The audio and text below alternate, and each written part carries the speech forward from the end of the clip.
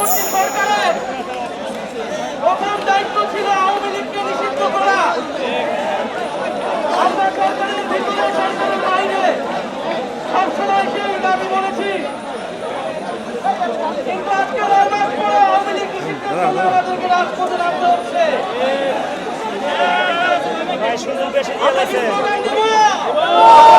আওয়ামী লীগ নিষিদ্ধ দাবিতে স্লোগান হবে।